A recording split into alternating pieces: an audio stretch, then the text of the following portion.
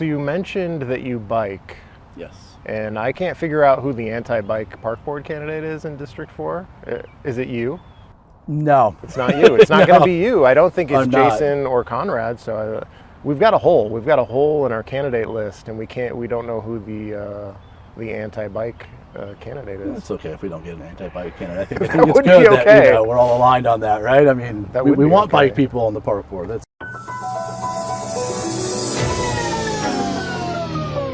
We're rolling.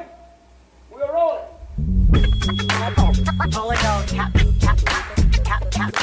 This is a real thing. Real thing.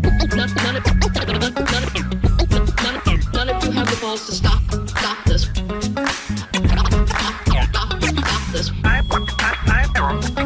I've got plenty of time.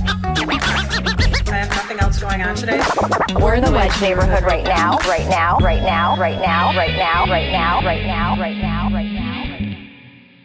This is the Wedge Life Podcast. I'm your host, John Edwards, and I'm here with Andrew Gebo, running for District 4 in Kenwood Park. How's the campaign going?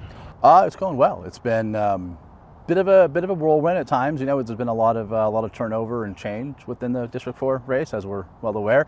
So it's been some highs and lows, emotional swings of kind of like what's going on, where are we, and just kind of feeling my way through this process. This is my first foray into the world of electoral politics, especially as a candidate. So it's just been a lot of drink from a fire hose and learn as we go. Yeah, you'd barely know who you're running against from day to day. Yeah, it can change it again in a couple of weeks. Who knows, right? What are you learning? Really kind of like what goes into electoral politics in this process, and especially within the DFL and the caucus and the convention process, and just kind of how, I guess we use the word toxic that process can be sometimes, and sort of this like civil war division or clash within the DFL. It's like kind of this fight for power between the progressives or the moderates, and it's just been a really interesting experience. In some of the events that have happened at the conventions, whether it be Bill Mondale getting shoved as I'm throwing in at Sergeant at Arms, and it's just been it's been one thing after the other, keep me on my toes. I also saw Walter Mondale's son get shoved. That was quite a moment in my life. That's the moment I became Minnesotan, when I saw Walter Mondale's son get shoved. Did I say Walter? I meant Bill Mondale, but You said Bill Mondale, okay. But I like to say Walter Mondale's son, Gotcha. because who knows who Bill Mondale is? That could be Walter Mondale's dad, cousin. You don't know. That's true. Give us the top 3 issues. What are people concerned about? What are you concerned about? Let's rank them and see what you would do as a park board commissioner to address them. Yeah, I think one thing that you hear from a lot of folks is accessibility or in lighting within the parks, right? Like some of the copper thieves, some of the lights are going out, and so people are wanting more sustainable lighting, or lighting that isn't just going to go out of them. So I think that maintaining the maintenance of that is going to be important. Some of the pathways and accessibility issues. I like to bike around this area, and I go around Cedar Lake quite often. And it's on the walking trail, but there's like a huge root that's sticking up through it. And I always think, if someone's in a wheelchair or you have a walker, like that's problematic. We don't want that. So we want to make sure that we're keeping our paths clear and able to be used. And then the other big issue, and this is probably the most boring issue to talk about, is going to be the budget, right? I mean, there's going to be sort of a budget crunch. I think that every level of government everywhere is going to begin to feel that, especially with some of the things we see on the federal level.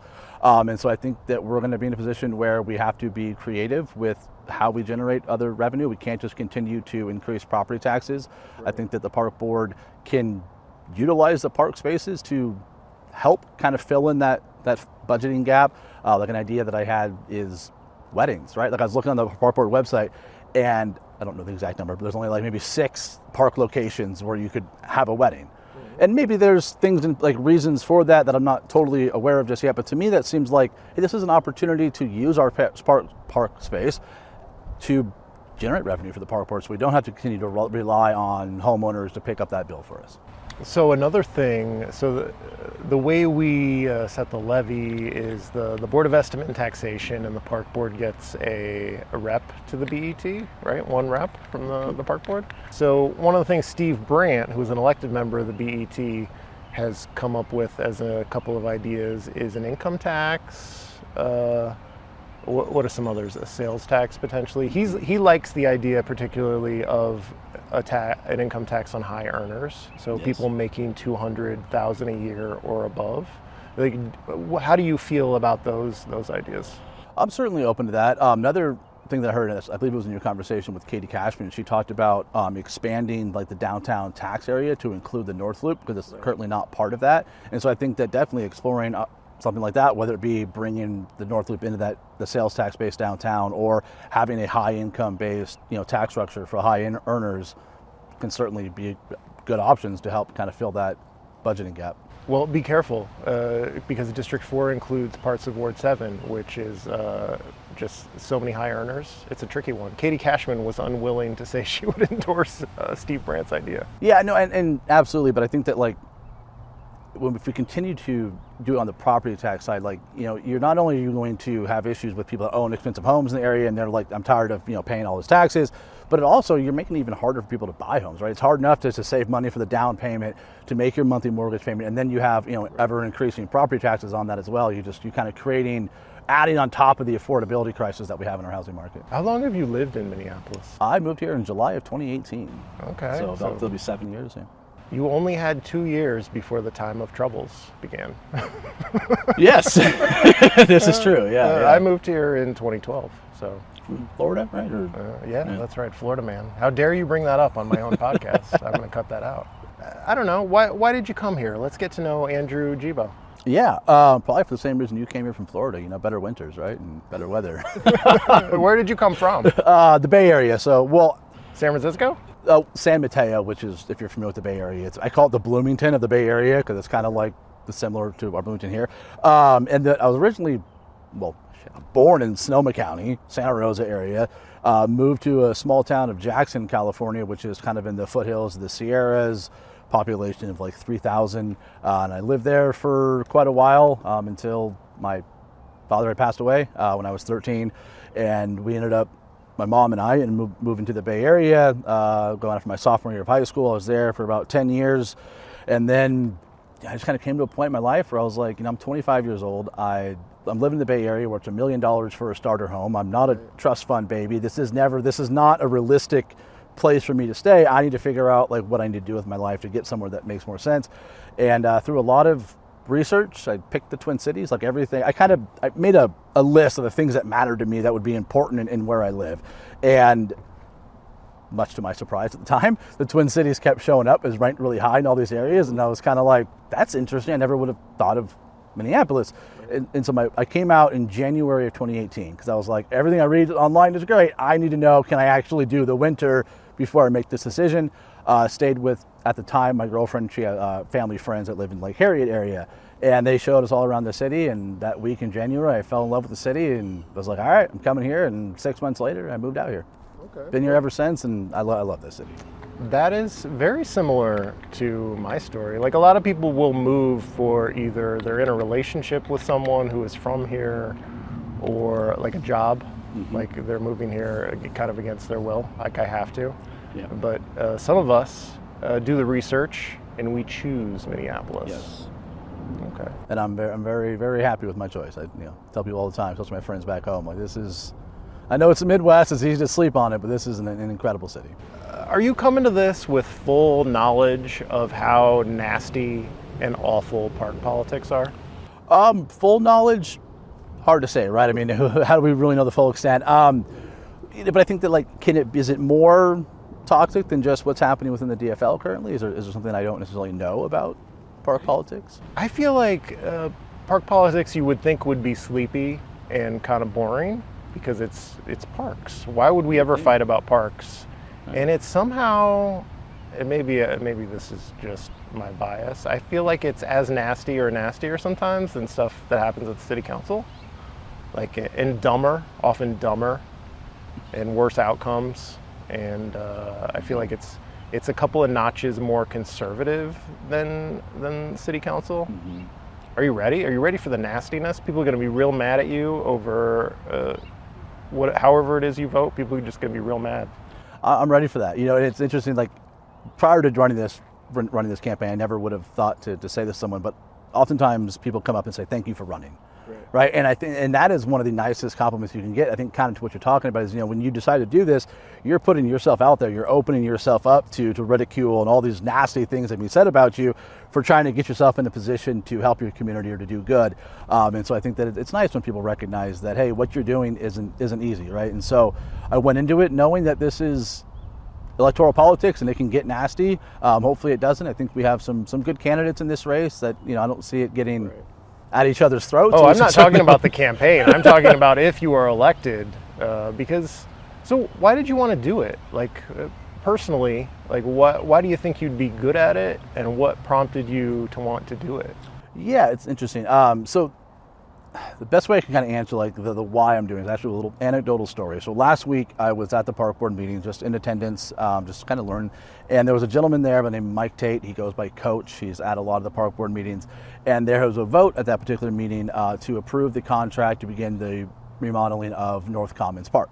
And the park board unanimously approved it, and Mike Tate comes up to the microphone and he addresses the park board and he thanks them for the unanimous vote, and he talks about how important that's going to be for the community and the impact it's going to have, right? And so when Mike was saying that, in my head I was like, that's why I'm running, right? Is to be able to have that impact in my community, or to be able to bring that type of feeling for people throughout the city. And as far as why I think I'd be good at it, I've always kind of had this belief in myself that I am someone that it would be a really strong civil leader, and it was just a matter of where is the opportunity for someone like me, right? I come from the corporate world. I don't have a political background. I'm a complete outsider to this, right? So where do I find my footing? What is my way to begin to do this? And then it was Taylor Dowland actually, who first kind of introduced me to this idea of the park board. And I thought on it. I met with some people. I met with Adam Schneider, who's running at large, and just talking with them. This was back when, I think in February, so there's still snow on the ground. And I was like, yeah, okay, this is what I want to do. This is an opportunity for me to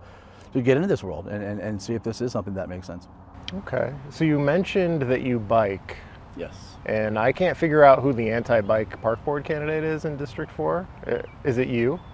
No. It's not you. It's not going to be you. I don't think it's I'm not. Jason or Conrad. So we've got a hole. We've got a hole in our candidate list, and we don't know who the anti-bike candidate is. It's okay if we don't get an anti-bike candidate. I think That it's would good be that okay. we're all aligned on that, right? I mean, That we would be want okay. bike people on the park board. That's in large part what our parks. One of the debates that frustrates me often is trees versus bikes. And it doesn't matter what city you live in, Minneapolis, St. Paul, or I imagine cities all across the country have the trees versus bikes debates. And it's a fake question, because obviously trees and bikes can coexist. We can have bike lanes. Hennepin Avenue is proving this in a way that, like, I don't know, there are sections where you can route the bike lane, you can curve it around the trees. Yep. And often when you reconstruct a street, trees are a casualty of that anyway, because you're digging up the ground and you're doing the infrastructure, and it gets pinned on bikes. And we have these fake fights about how bikes are destroying the city. And I don't know, do you have any insight about how you will handle debates that get very, people throwing out a lot of stuff that maybe isn't true to oppose things that make the city a better place, make it easier and safer to get around? Like, do you have an idea how you will handle those situations? Yeah, so it's interesting you mentioned kind of this, it's like a fake argument, because a lot of way it is, you see these kind of like, they'll make it an environmentalist fight, to make it seem like it's a noble pursuit, and really what it is we're just trying to block construction because we don't want to deal with the parking spaces going away or the disruption that construction causes. And so it's, what about the trees? And to your point, there certainly are ways around that. And so I think that, when you get those arguments, I think just calling it what it is, right? Don't be afraid to say this is a non-argument. What you're saying here doesn't really apply. We can get around this. Here's blueprints from the past. Here's how we've done it previously, and just move forward and not allow these fake arguments in a sense to derail positive projects. The cannabis rules. Can you describe for listeners what the new rules are and whether or not you think they were good? Yeah, so my understanding is that, you can, for licensed events, you can consume like edibles, THC drinks, but any type of like combustion, smoking, vaping, whatever is not allowed in the park, same with tobacco use. And then My understanding is that it's an ordinance, right, that basically says, hey, you just need to leave or you need to put that out. And while I have no issues with cannabis use or, people want to use cannabis, I do think that, parks are a family space. These are spaces where people don't necessarily want a cloud of smoke blowing in their face, or we all know that pungent smell of marijuana, and if you're just out trying to enjoy your day, that can detract from a little bit. So I think that keeping the smoking out of the parks is the best way to handle this. Yeah. Just not, I want to emphasize, not making it criminal, right? Like anytime we want to make it a law to where people can be criminalized for marijuana use or possession in the parks like that, I'm not for that at all. That should never happen. I was at a concert at Lake Harriet, and this terrible, terrible man lit up a cigar, like in a crowd of people. Like what are you thinking? You don't smoke cigars, do you? Cigars, no. Okay, so I have. Oh, you have? Enjoyed a cigar, but I don't. It's not a regular thing that I do. That kind of pissed me off, and it gets me to thinking about like selective enforcement. Obviously, I didn't call 911 on the cigar guy. Mm-hmm. That'd be a little ridiculous, yeah. But I can imagine a white guy smoking a cigar gets away with it, whereas someone else of a different color doesn't get away with smoking their marijuana too close to someone. And that's why I want to emphasize it's important that we don't make it a law, right? This should not be a criminal offense, because to your point, it can be a selective enforcement, right? Like if someone sees people like us sitting at a park bench smoking some joints, they may not be as upset about it. But if we looked different and we're doing the same thing, they might be more likely to make that phone call that can escalate a situation or lead to other problems. And I think that it's best to not put ourselves in that situation in the first place. Have you thought about your public safety platform? Because obviously the park board has a police department. Do you have any thoughts in that direction? Actually, it's interesting you bring that up. One thing that I plan on doing is doing a ride-along with the park police, just to kind of learn more about, what goes into that, what they're dealing with. And I would imagine after I do that, I'd be able to have a more comprehensive answer to that. But I think that a lot of that stuff can be assisted with something we talked about at the top of this conversation, with the lighting in the parks and making sure that there is adequate lighting so that people can feel safe going into the parks in the evening. And then, partnering with the park police to ensure that safety. And, I know that when issues like the unfortunate tragic issues like at Boom Island Park recently, the knee-jerk reaction, I'll close the parking lots at a certain hour. And while I understand that, I don't necessarily know like how much we're like, what are we really mitigating here by doing this? People can still access the parks whether you close the parking lot or not. So I think having a more kind of a comprehensive approach to it would be a better way. But I'll get back to you after I go on that ride along. Okay. You have any sexy platform ideas that'll grab people's attention? Well, it's an idea that I have, and I don't know if this is on an actual, like, I'm campaigning on this, but you want a sexy idea, so here's a sexy idea.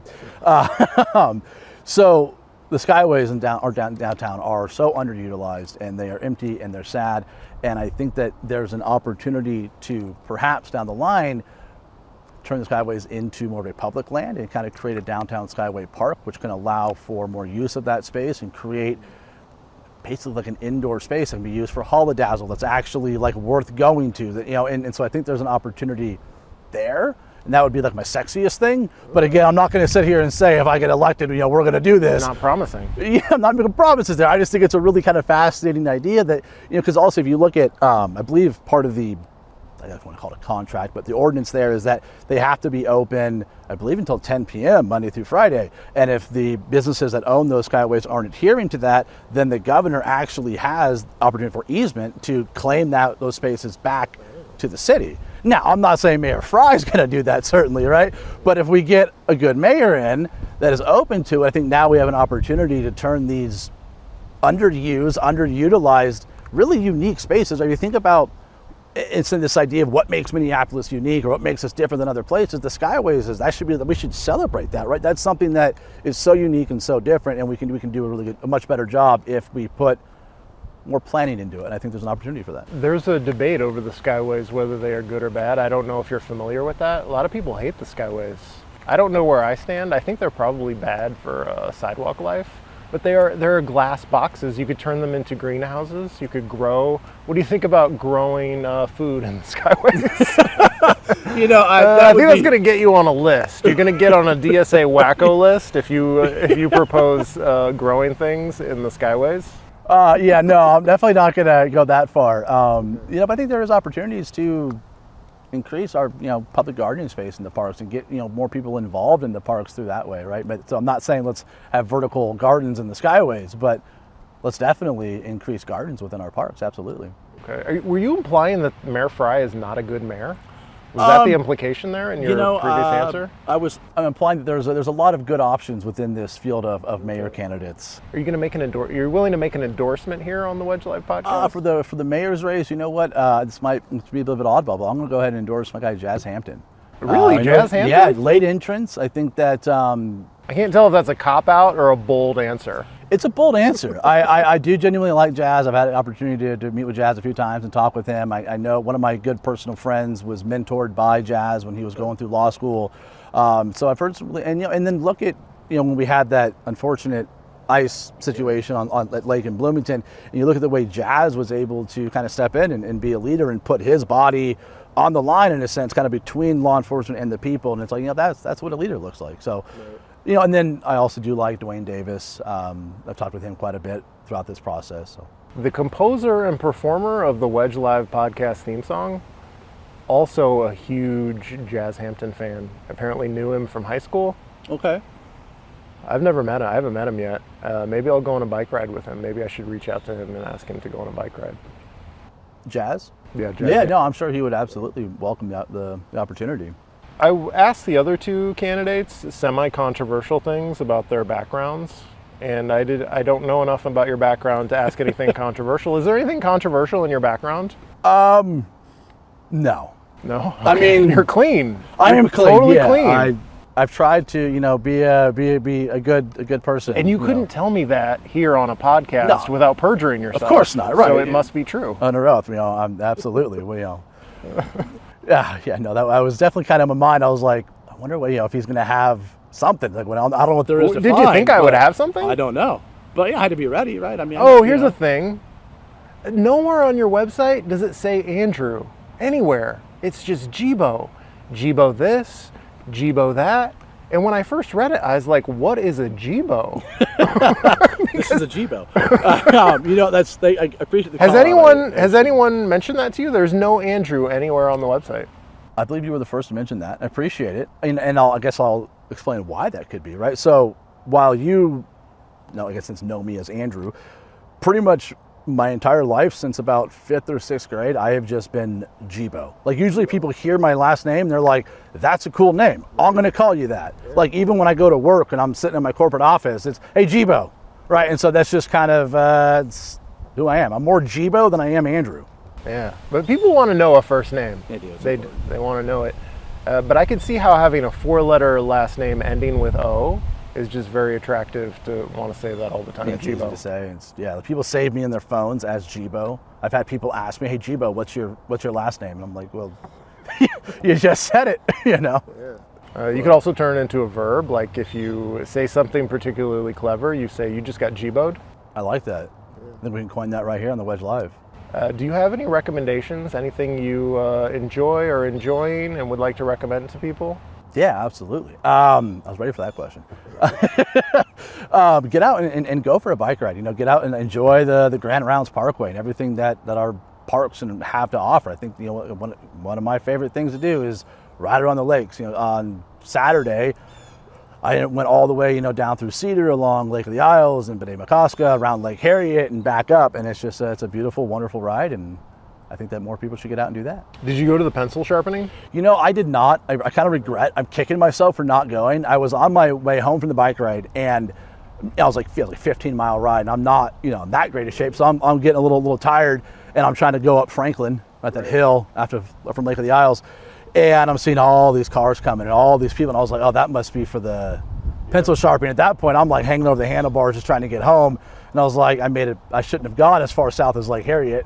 But I was, I was too burnt out at that point to go. What I love about that is the people and all of the pedestrians and the bikers, and there's no place to park, and people manage to crowd in anyway, even though a lot of them didn't drive. And I think it's wonderful. If it was just like 30 people watching a pencil get sharpened, like you would get a good spot. You'd find it easy to get a good viewing spot, but it wouldn't be as interesting to me because I love the fact that there are maybe thousands of people crowding right in front of that guy's mansion on Lake of the Isles. Mm-hmm. Yeah, it is a unique event. It kind of showcases and I say this nicely, the weirdness of Minneapolis, the quirkiness of this city. That part of what makes it so special. Yeah. You know. Well, and I just want to say, I mean, I know you didn't ask this, but some of the other ones you mentioned, kind of the parkway and like the cars going on there, you know, and then that pilot program that was voted down, right? So in 2020, when they closed it down for the pandemic, I liked that. That was nice. So you have all this big like lane for yourself, but it makes sense to have cars there. Like, permanently can't just close it to cars, right? But for the pilot program idea, for things like the pencil sharpening event. It would make sense to just temporarily close off parkway access for that so that we have more space for pedestrians. You don't have a large crowd of people with cars trying to get through, right? So I think we can use that for events like that. I think it would be a good addition. Thank you for catching me on not asking that question. You were prepared for that one, and I didn't ask it. I try to be prepared, yeah. I think it's an interesting discussion, right? That's why I wanted to bring it up, because there's a strong argument to say like, hey, we shouldn't have cars on the parkways. They're parkways, but I think with that you get into some accessibility issues, right? Not everybody can walk or bike to a park. Some people are elderly or disabled, and so it's easier for them to drive up, park, and then get out and enjoy the nature. And so I think that it's important to still keep them open. I think no matter who you are, you don't go to a park to enjoy it from your car. Right, you're going to a park because you want to hear the birds chirping. You want to hear nature. You don't want to hear the sounds of automobile traffic, no matter who you are. And so I think it's a misunderstanding of what parks are for when people get so just passionate about like never can we ever close a parkway to car traffic. Not one day, not for 1 hour. It just feels very ideological. I agree with you on that. Like, I think that we can be flexible with it. We can find ways to temporarily close it, whether it be for events. Like, I'm just going to throw, like, let's say we have a Lake of the Isles like art festival, which actually that sounds like a pretty good idea, by the way. Yeah, sure. Let's close off the parkway around Lake of the Isles for that day or that weekend while we have this art festival where you have like vendors set up in the parkway like that. That's great. And, basically the Loring Park Art Festival, but for Uptown. Maybe we could call it the Uptown Art Fair around Lake of the Isles. See, there's a new sexy park board idea. See, we're coming up with them on the spot. So everything old is new again. Yes, and that's another, again, tying back in the beginning of the conversation, right, with this idea of like, hey, we need to think creatively about how we can generate more revenue with some of these budget crunches we'll have coming up. There's an idea, maybe use our parks for an Uptown Art Fair around Lake of the Isles, There's opportunities there, and I think we need to be creative and think outside the box, and that's where I also think that my corporate experience and business background can be beneficial, right? That's a lot of business is how can we squeeze the most out of this and get the most revenue, but doing so in an equitable way. I just want to throw that out there. I think that sometimes when we think about using public spaces for revenue, it gets a little murky, and that's why we want to make sure that we do it in an equitable way. Okay, well, Andrew Gebo. Yes. Thank you for joining me. This has been the Wedge Live podcast. I'm your host, John Edwards. Thank you for listening.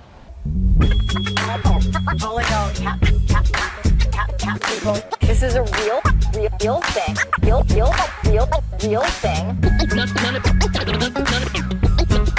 None of you have the balls to stop this. Stop this.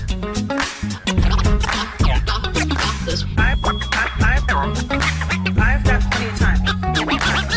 I have nothing else going on today. We're in the Wedge neighborhood right now.